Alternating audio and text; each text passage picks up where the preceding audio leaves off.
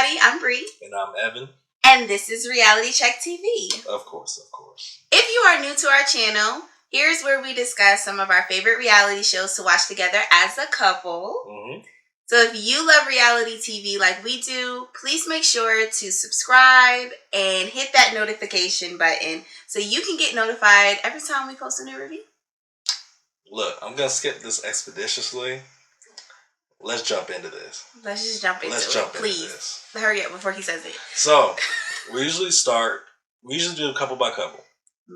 But we're going to do the reverse this time. We're not going to start with the boring. We're going to start with the spice. So, we're going to start with Ricky and Catherine. Okay, that was a spice to you this week? They got the most going on. Oh, okay. You know? All right. So, if you guys watched, Ricky was set up on a date with a random therapist. A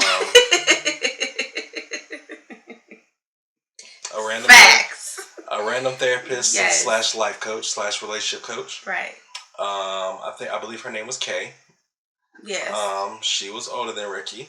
She's in her 40s. She didn't give her a precise age.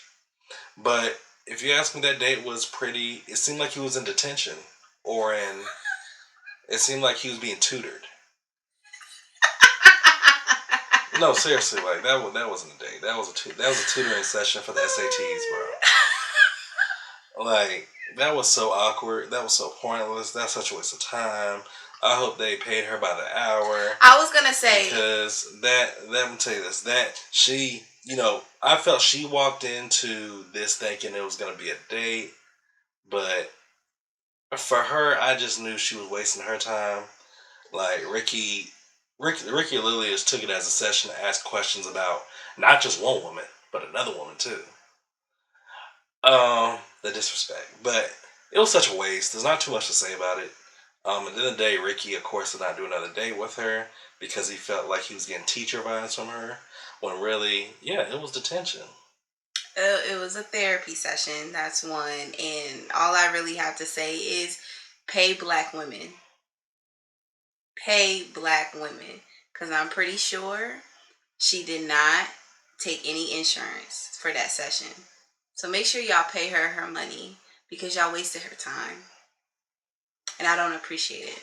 Pay black women. That's all I got to say about that. So Catherine goes out on her third date with Mr. Marcus. Okay. So they're having a conversation. It's just very clear. We don't need to even repeat it over and over again. They are feeling each other. Marcus has always, from day one, made his intentions very clear about where he wants the relationship to go, and him just being very interested in Catherine. And it's also very obvious that Catherine is also interested in Marcus. And I think she's being put in this really weird situation because I think for the first time she might be with someone that she feels like makes her question, is she making the right decision? Do I deserve more? What exactly do I deserve? Like, I think she's really able to take a look inward and do a lot of self-work. So I think this whole process has really just made her do some self-reflection. And I think the Marcus thing has just added an extra layer of just like, you don't have to settle. You don't. You really don't.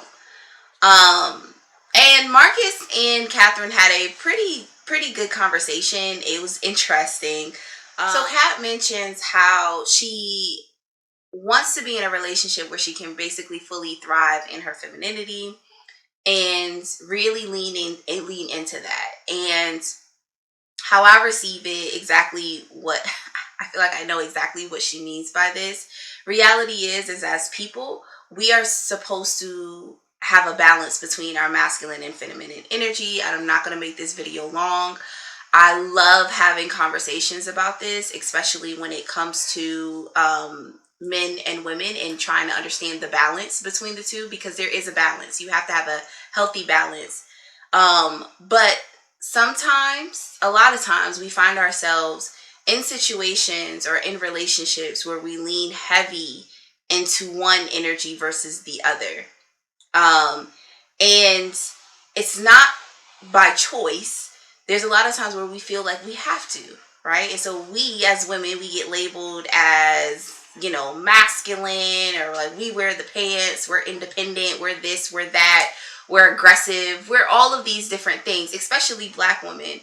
And black women are not allowed the free space to lean into their feminine energy, which to me means like a bunch of different things, but mainly being able to live the way you want to live against social norms, being able to thrive by just being yourself and being in tune with your sexuality and comfortable with your body, really leaning into your creativity, immersing yourself in different cultures and being communicative. Like all of these different things to me means leaning into your feminine energy. Also, big one, being able to be in situations where you're able to ask for help and being comfortable with that.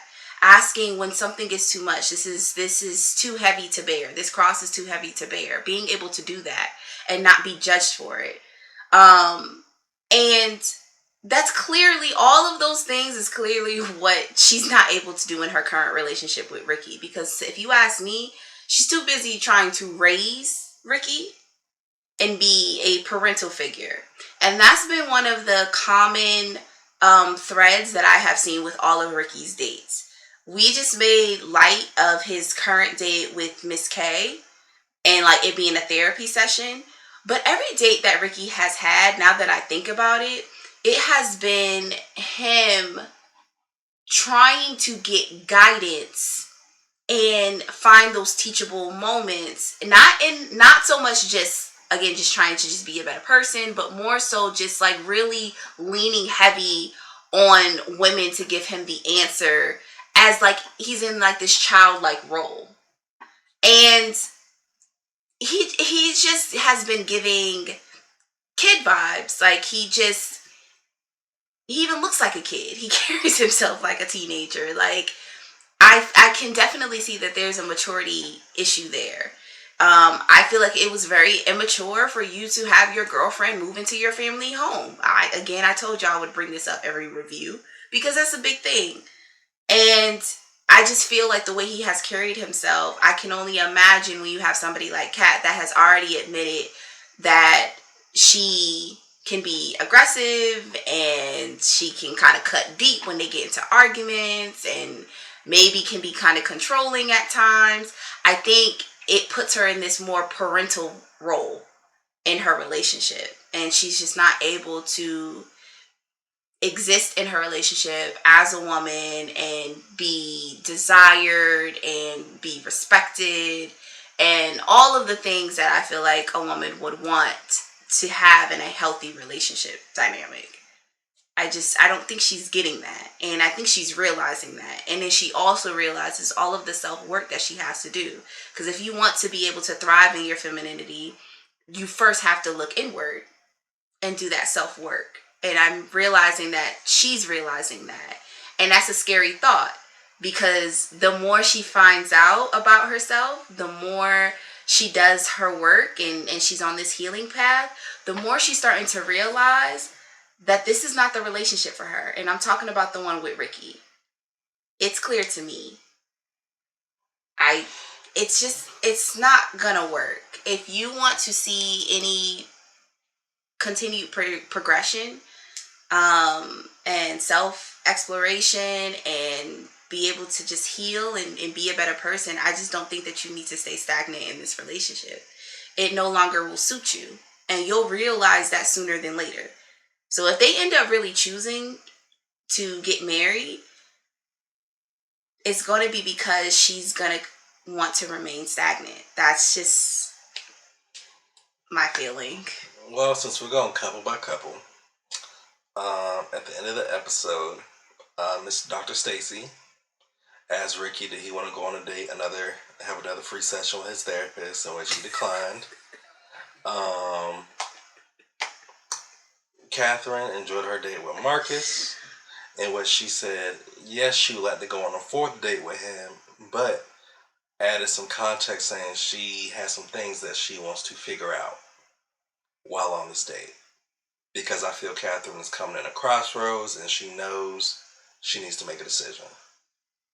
And when she gave that information out about why she wanted to go on another date with him, Ricky agreed, saying he had some things he needed to figure out too. I don't know what that meant. He said that? Yeah, he said that right after. I thought he said, yeah, I want her to figure it out. Yeah, I swear he said, I have some things I want to figure out. Hmm. But, maybe, instead of a therapist, he'll get a life coach this time. But, I thought she was a life coach. He's a therapist. You said teacher. Which one is it? He said teacher. But, yeah, those two, that's a very interesting situation. And that's it. I feel like next episode's something that I feel is going to determine a lot for them. But I don't know. I mean, it's just two people on two different sides of things. You got Catherine. She's really having to do some self-discovery right now, because a lot of things from her past are shedding in the light. Yeah. Ricky, he's sitting over there trying to figure out what day it is and what year it is. Because he has no clue what's going on in his relationship. So eventually he'll get that together. Somebody, show him a calendar, help him out. You don't take anything serious. You don't take anything serious. This is ridiculous. And let me add to you guys too. Shows like this. God. Before IT, I was actually a licensed therapist. I will add that. Oh my God, y'all. Can we? We're gonna move on. We're gonna move on. So. Oh my God. Bachelors and masters for therapy. So. Don't take my sarcasm out of context. Anyways, on to our next contestant. So let's go with Zay and Jasmine. So Zay went on another date with Kenyatta. They met up at I believe, a boxing gym. I don't know. It's hard to tell sometimes if Zay's enjoying himself on these dates. Like I don't know. It's just hard to tell. It is hard to tell. I know what you mean. I don't know his methods of trying to get answers out from these dates to try. I don't even know if he's actually trying to learn about them. I don't know Zay's mission on these things. I really do not know his missions. It's like I don't know if he just brings like a piece of paper with like a Scantron, circle A or B. Like, because he talks about he always has questions and like, not interview questions, but he has questions to ask these women. And it's like, you didn't hear that when you... No, I'm just saying, I don't know. I pay attention. Despite Zay's all over the place, I pay attention to what comes out of his mouth. I don't know. They look like they, had a fine time on their level of fine. Zay's a man of little words. That's one thing I'm learning. Yeah. So I'm trying to dissect what he means, what he's trying to say, his feelings, because he's a man of little words. It's hard to tell, like I said, it's hard to tell his emotions. If he's having a good time. Yeah, it's hard to tell. Yeah. But, I will say his first date with Kenyatta, I don't know how you pronounce her name. I think it's Kenyatta. His first date last week, I feel like that was our first time kind of seeing. I thought he was having a good time. Yeah, that one, yeah. But this one right here, it just seems something different. Yeah. It seemed a little off. Yeah, I don't know. I think at this point, it's like always a second date with these guys. It starts to get homegirl vibes. Like they start to become friends. And I felt like maybe that's what it was. That's why it's not really that. Well, I think she wowed him with the fact that she was a flight attendant. Yeah. And, he somehow has this epiphany. I guess in his past life, he was a pilot. Yeah. So, he has this thing about planes and being in the skies. Yeah. And I guess after that, he was waiting for something else to wow him, and nothing else wowed him. So I think for him, he was just like he said, he got all the information he needed, and he just said, I'll pass.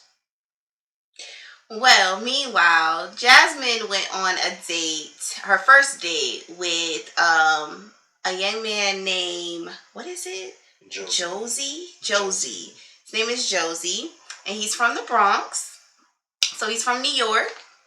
Jasmine's from New York. So they have that in common, off rip. right? And they're vibing. Josie seems like he's fun. When he did his little intro, I was like, oh, he might be a lot, but once he said he was from the Bronx, I was like, oh, okay, then it's fine because that explains the personality. But he seems mad cool. It was good. It seems like they were vibing. They ended up going ice skating, which was really cute. It's a cute first date. Um, and when Josie picked up Jasmine from the house, he kind of tried to go in for a hug, and she's like, "Oh no, can't do that."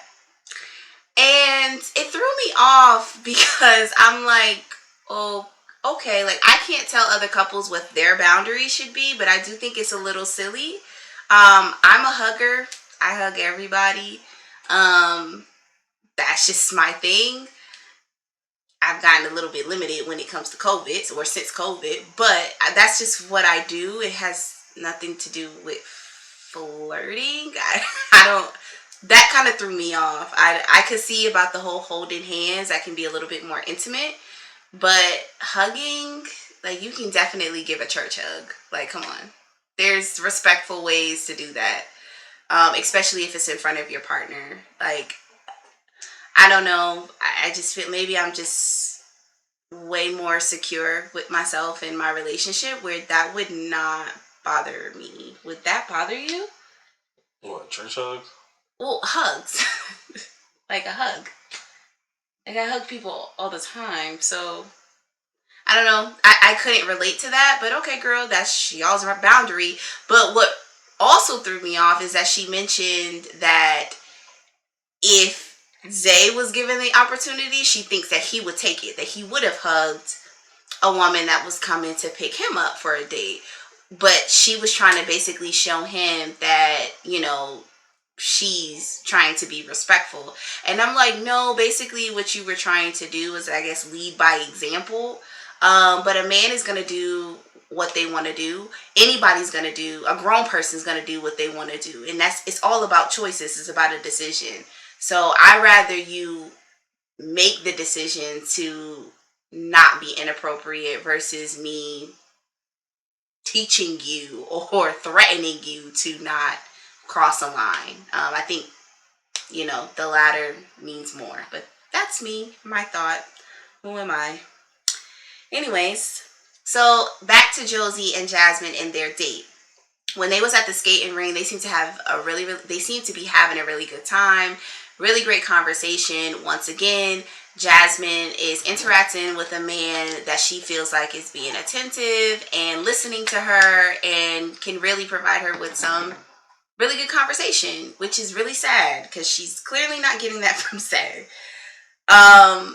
And Josie asked her, I think he asked the question, like, what is the issue in their relationship? Or, like, what is, like, one thing she wants to see change or, whatever a problem is. Mm-hmm. And she mentioned that Zay keeps pump faking her when it comes to the whole marriage thing.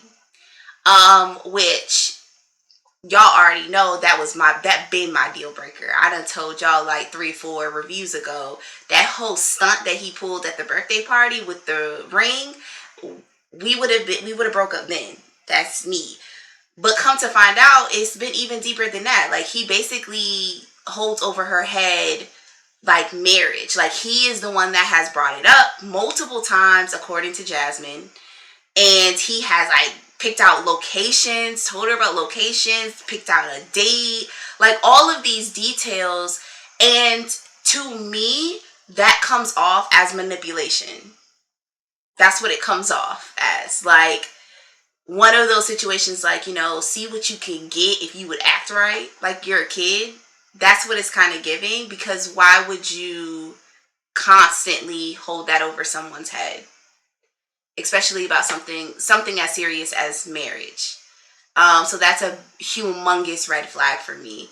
I can't relate. I don't know what to say about that, Jasmine. I really don't. Thoughts? Them two, honestly, like, y'all have at it. Go at it. Tear the whole city down.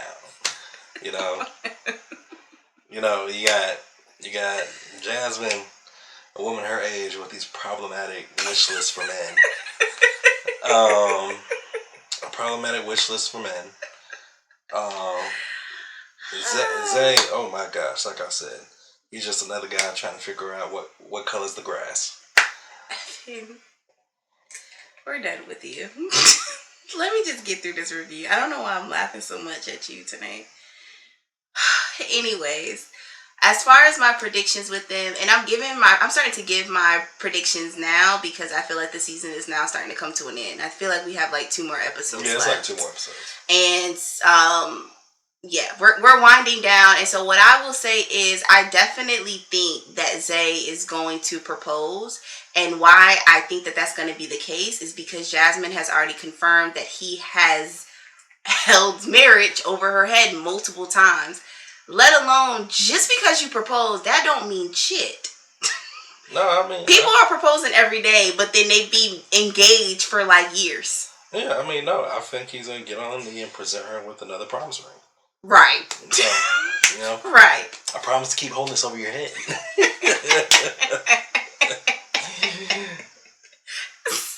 We're done. So, Jasmine Zay, wow. Just burn the city down. Don't be y'all, man. You know, we got a problematic wish list, and we just got... I'm not even going into it. Okay. Joya and Jaysha. Y'all know this is our favorite couple.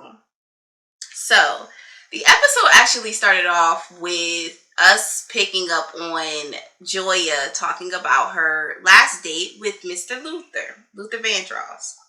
So she was talking about how great it was, how he basically reminds her of Jaysha. And he was just really easy to talk to, and they seemed to really be vibing. And as she's talking, we said this the last review, Jaysha's kind of like making little faces and little jokes and like kind of being sarcastic and like making light of it. And it's because he is uncomfortable. And this is really our first time seeing Jaysha be uncomfortable, especially about a date that Joya went on. And he's uncomfortable because, see, I forgot, was it Jacoby, that clown dude? Yeah. This ain't a Jacoby type of dude. Like, right. Jaysha is feeling the heat because he's seeing that, oh shit, like, this is somebody that's actually legit. Right. Possibly legit. You don't give him that title yet. Right. But possibly legit. She comes home the first time going out with him, telling Jaysha about her date. And Jaysha in his head, he's connecting the dots like, oh shit, it kind of sounds like me. Right.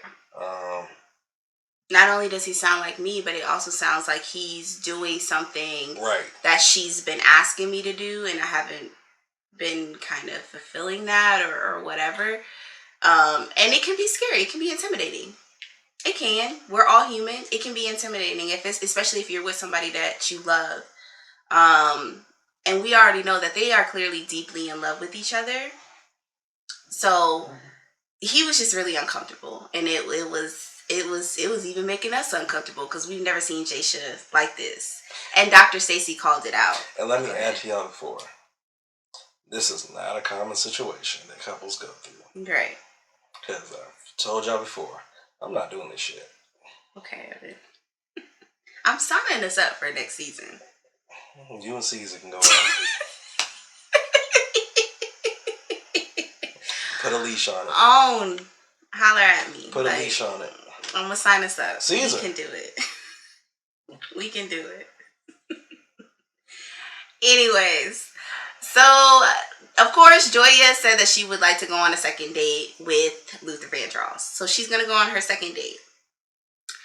Jaysha gets his first date with Miss Soraya. I believe that's how you say her name. I absolutely love her name. I have to keep that in my name folds.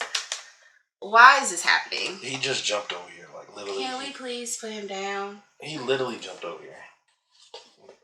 So Joya decides to go on a second date with Luther, and Jaysha is going on his first date with Miss Soraya. Like I said, I absolutely love that name. She's a beautiful woman. She's 35. Did we get her place of birth? No, we didn't. So we don't know where she's from. But she's in real estate, just like Jasha and Joya. She has 2 boys, and she has been married before. So she also has some experience in that department.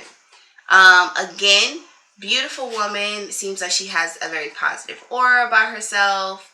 And it also seems like there's some similarities between her and Joya. This is very interesting to me because the more Jasha talked to Soraya and noticed that Joya and Soraya have a lot of things in common. Like Soraya also mentioned she has a Jamaican background. Apparently Joya has a Jamaican background as well. You would think that that would make him more attracted to her. Not at all. Right? But because Joya is experiencing the same thing with Luther, where she's comparing him to Jasha. Like they have a lot of similarities, what's making her realize, dang, like there are people out here that are like you. Like you're not I don't have to just settle for this, like what we said earlier. But he's taking it completely opposite. He's like, you remind me so much of Joya. You guys have so much in common. It's making me miss her. Like I want to be with her. I found that to be very interesting. That's very common. I'm just saying. Really? I'm the same type of person. Like if I'm moving on from something, yes, I want something that I enjoy, gonna benefit me and stuff. But I need to be different than what I just had, because I just might as well stay with what I had. Well, there are some differences, right? Like, because Soraya mentioned how, because Jasha asked her, do you want more kids? Or are you wanting more kids? And she was like, if it happens, it happens. If it don't, it don't. Like, I guess it depends on my partner, but like, I'm not pushing for it right now. Like, that's not what I want. Which makes Jasha perk up because that's the position he's playing in his relationship right now with Joya. Joya is the one that wants to have a baby. So for me, I don't know. I found it to be interesting because there are some similarities, but there's clearly some differences. Everybody's not the same. You can have similarities, but we're not the exact same. So I don't think it's just that. I found it to be interesting that it made him even realize even more that this is what he wants. He wants Joya, and he was missing her, and was feeling a way that she was on a date with Luther. I feel like he's starting to feel the heat, to the point where I think he was very nice and respectful to Soraya, of course, but his mind and his heart was somewhere else. Mm. It was with Joya. Yeah, he clocked out early. Right. Meanwhile, Joya is at the restaurant with Mr. Luther. Luther brings out a gift. She unwraps it. And what is it? It is a painting of a flamingo that is in the shape of NY. It was an NYC or just NY? I think it was just NY for New York because Joy is from New York. So if you missed last week, they realized that they both have an obsession with flamingos. Very random, but very cute that they just both have this in common. So Joya's eyes perk up. I'm gonna be honest, my eyes perked up because I'm like, that was extremely thoughtful. I love a creative, thoughtful gift. And it's so funny because you kind of remind me a little bit of Jasha in certain ways, because his response to it would be what I feel like your response, well, I think yours would be a little bit more drastic. But just the feeling of being uncomfortable that this man is applying pressure on his woman and filling in a gap that clearly is a challenge for them. And that is just more of him just being more intentional. Joya has mentioned this before. And when they get to the end of the episode during their group session, Joya mentioned, how she absolutely loved the gift because it was intentional. It was creative. It was thoughtful. And yes, Jasha provides a lot of romance, and like he'll take her on like these big extravagant trips and does these extravagant things, but she says that she constantly has to tell him, like, it's the small gifts that matters as well. Like, it's those moments where I want to feel like it's just for me, because these trips are an experience that we are having together. So like, you benefit from it too. But it's something completely different when you give me something that is just for me, that made you think of me. Like, it shows that you were thinking of me. And I know we talk about this often, and even in our relationship, like, that type of stuff means so much to me. Like, I love when a person, specifically a man, is able to really think outside of the box and think of the little things. Like, the little things really do matter, to just show that you really care. And it goes a long way. And Jaysha didn't take that too well. The episode ends with him crying and really being extremely vulnerable, because he received it as him not trying, her saying that he's not trying, and he's like, I try so hard to give her everything, and I feel like it's, a slap in the face, that you're basically telling me now, or I'm hearing now, that I am not fulfilling your needs, or I'm not trying, when that's all that I do. I try to make you happy, which tugged at my heart a little bit, and I was very happy to see him break down those walls and be vulnerable. But I 100% agree and see where Joy is coming from. But I don't know. What do you think about that? I'm trying to see how you said drastic. I ain't gonna be in this situation, so how you gonna put that? What are you talking? You said about the whole gift thing, how Jaysha handled it, Yes. and how I would handle. How are you gonna say how I would handle it? I'm not gonna be in this. Evan, for the 2000th time, play along as if we would be. Why am I going to think that? It's not happening. Next question. I'm not doing that shit. Okay, well, let's talk about the subject, though. The subject is just how do you feel about what Joy was saying, as far as the little things mattering and you being intentional? Like, you and I talk that, so that is the similarity, because we talk about it often. I know what she's saying. You know what she's saying. Yeah, I get what she's saying, even when I first heard it. Why did you know that was what she was saying? But when Joya said in front of Dr. Stacy about him doing stuff just for her, she's talking about, yes, you do the extravagant trips and stuff, but I want you to do something where you don't benefit from it, but I benefit from it. And it's the magnitude and thought that you took to see me benefit from it. Like I said, trips. For example, when Jaysha's taking them on trips, they're both having fun. They're both enjoying it. But for her, trips are fun and dandy, but she doesn't mind something simple, something small. Like, for example, let's just say she has a favorite candy bar. Just for him, if he's at a store, just picking it up for her. And just saying, hey, I passed by, I thought of you. Something that small. She benefits from it because she's eating it. He's not eating it. It's like one of those things where sometimes people, when they try to do stuff for people or show people stuff, they think they gotta go big or go home right away. But sometimes the most gratifying thing to somebody is so simple, and people just don't look at it, just because it may be small to them, but it may be big to that person. Yeah. So, beyond just that, it seemed like, once again, Joya really enjoyed her date with Luther. And even at one point on their date, Luther kind of had his top button open, and he has tattoos on his chest. So she asked if she could see his chest tattoo. So he shows her his chest tattoo a little bit. He didn't take off his shirt or anything. But she was impressed by that, turned on by that. I see, girl, I understand. I see it. Luther is definitely, he's not hard on the eyes. I got you. And he definitely has an energy about himself, which kind of is the same energy that I feel like a man gives. So I understand the the issue. I understand the dilemma here. I get it.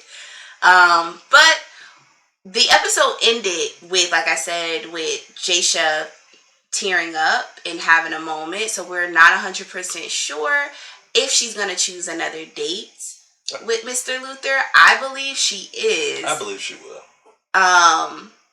But again, Jasha decided not to go on a second date with Soraya because he said, you know, I got what I need right here. Like, I don't need another Joya because I have my lady. So he was gonna stand by that. But we don't know what Joya's decision is going to be.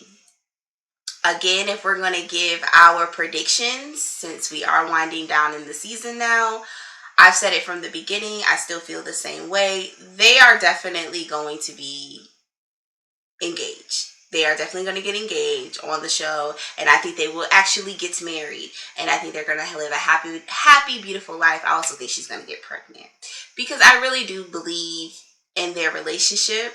They seem to have a very healthy dynamic. I think everything that they're going through right now is very normal if you're in this position, which is kind of second guessing yourself. So I totally understand.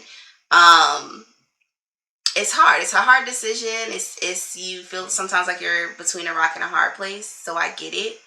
But I think they're gonna end up together. I still stand by that. I feel they'll be good. I still stand by mine. Ricky and Catherine. She's either gonna choose. Is it Marcus? She's either gonna choose Marcus or herself. I don't see her going back to Ricky and his family.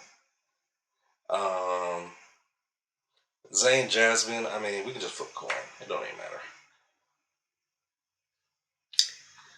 So guys, like we said, this episode or this season is starting to wind down a lot. So let us know your prediction as well. Like, we want to see kind of what's gonna happen before we get to the season finale. But we'll see. We'll see. It's been a good season so far. So once again, we'll be back at it next week. And we appreciate you guys for joining us on another episode of Reality Check TV. Don't forget to like and subscribe expeditiously. But y'all tune into this week's episode. As y'all know, we will give you a review. So watch out for the alert. And don't forget to comment under the videos because we're here for the discussions. All right, guys. Make sure to also subscribe